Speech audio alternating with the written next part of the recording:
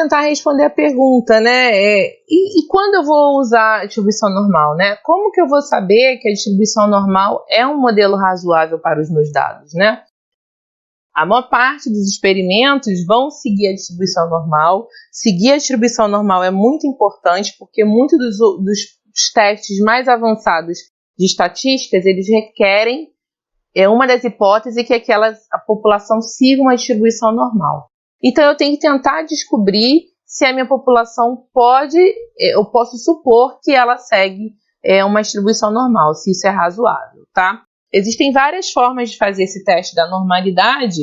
A forma mais simples de realizar essa análise é visualmente utilizando o histograma de classes de frequência.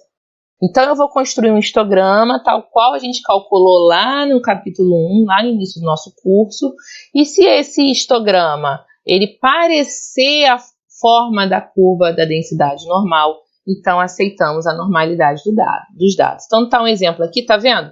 Ele não é exatamente simétrico, ele não é exatamente igualzinho, você vê que tem intervalos que estão mais baixos do que outros, mas no geral, quando eu olho assim mais externamente para os dados, né, ele está parecendo um movimento de curva normal. Ele começa abaixo, ele sobe e depois ele desce bem, tá? Então ele não está exatamente como uma curva normal, mas ele parece muito o desenho de uma curva normal. Principalmente ele tem esse movimento da curva normal, tá? Ele começa abaixo, ele sobe e ele desce. Então, para esse tipo de dado, eu posso aceitar, posso supor que eles seguem uma distribuição normal, tá? Então, por isso que quando a gente estava lá no capítulo 1, a gente tinha que ter no mínimo 3 classes para analisar o nosso histograma, porque com 3 classes é o mínimo que eu posso, é a quantidade mínima de classes que eu consigo analisar se ele estava baixo, subiu e desceu.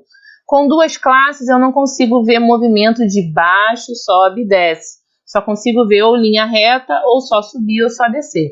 Então, eu preciso ter, no mínimo, 3 classes para poder enxergar se esse movimento normal está acontecendo. Começa abaixo, no meio tem maior probabilidade e depois desce. Quando os dados têm essa característica, eu posso supor que eles seguem uma distribuição normal.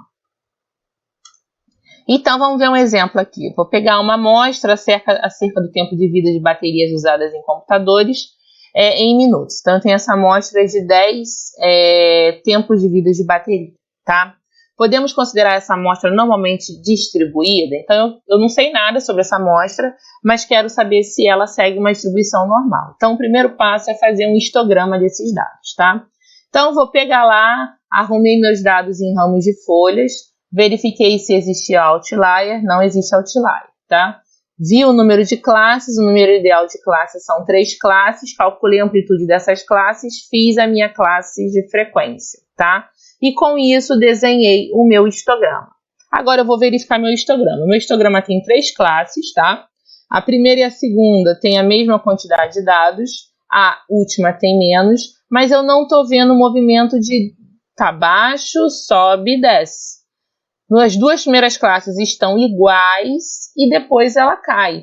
Eu preciso ver esse movimento de a primeira classe no início está baixo, no meio tem a maior probabilidade e depois cai. Mesmo que a primeira e a segunda não estejam iguais, eu preciso que elas estejam mais baixas do que a segunda classe. Eu preciso ter maior probabilidade na classe do meio, tá? Então, com base nesse histograma, podemos concluir que essa curva não segue a curva normal padrão, tá? Porque ela não tem esse comportamento padrão. Então, eu não posso assumir que esses dados seguem uma distribuição normal. É importante perceber que eu tenho só 10 amostras, tá? Quanto mais amostras, melhor vai ficar esse gráfico, tá? Talvez ele até siga uma curva normal, mas com 10 amostras só eu não consigo enxergar essa normalidade nos dados. Quanto mais dados, mais esse gráfico vai caminhar para a distribuição normal, tá? Então, se ele tem realmente distribuição normal, eu acho que ele tem, eu tenho que pegar mais amostras para tentar enxergar essa normalidade no histograma.